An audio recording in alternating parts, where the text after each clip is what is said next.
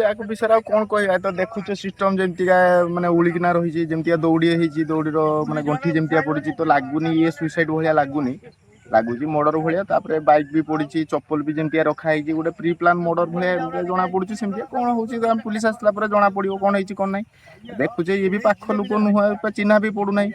ବେକ ଫେକ ପୁରା ଜୋରି ଗଲାଣି, ପୁରା ଆଉ ନାହିଁ ଅବସ୍ଥା ନାହିଁ। ଆଉ ଦେଖିବା କଣ ହଉଛି, ପୁଲିସ ଆସିଲେ ଜଣା ପଡିବ, ତଦନ୍ତ କଲା ପରେ କଣ ହେଇଛି କଣ ନାହିଁ। ସାଇଣ୍ଟିଫିକ ଟିମ୍ ଯଦି ତାଙ୍କୁ ଲଗେଇବେ କଣ କରିବେ କଣ ନାହିଁ। ଆମେ ଆଉ କେମିତି ଜାଣିବା? ଆମେ ତ ଦେଖିଲେ ଏଇ ସମସ୍ତେ ଏଇ ଖବର ସମସ୍ତେ ଆସିଲେ ଆମେ ବି ଆସିକି ଦେଖିଲେ, କିନ୍ତୁ କିଏ ପ୍ରଥମେ ଦେଖିଛି କଣ କରିଛି କିଏ କାହାକୁ ଖବର ଦେଇଛି ସେଟା ଆମ ବିଷୟରେ କିଛି ଜଣା ବି ନାହିଁ। ୟାକୁ ବିଷୟରେ ଆଉ କଣ କହିବା? ତ ଦେଖୁଛ ସିଷ୍ଟମ ଯେମିତିକା ମାନେ ଉଳିକିନା ରହିଛି ଯେମିତିକା ଦୌଡ଼ି ହେଇଛି, ଦୌଡ଼ିର ମାନେ ଗଣ୍ଠି ଯେମିତିକା ପଡିଛି ତ ଲାଗୁନି ଇଏ ସୁଇସାଇଡ ଭଳିଆ ଲାଗୁଛି ମର୍ଡର ଭଳିଆ। ତାପରେ ବାଇକ୍ ବି ପଡିଛି, ଚପଲ ବି ଯେମିତିକା ରଖା ହେଇଛି, ଗୋଟେ ପ୍ରି ପ୍ଲାନ ମର୍ଡର ଭଳିଆ ଜଣା ପଡୁଛି। ସେମିତିଆ କଣ ହଉଛି ପୁଲିସ ଆସିଲା ପରେ ଜଣା ପଡିବ କଣ ହେଇଛି କଣ ନାହିଁ। ଦେଖୁଛେ ଇଏ ବି ପାଖ ଲୋକ ନୁହଁ, ଚିହ୍ନା ବି ପଡୁନାହିଁ।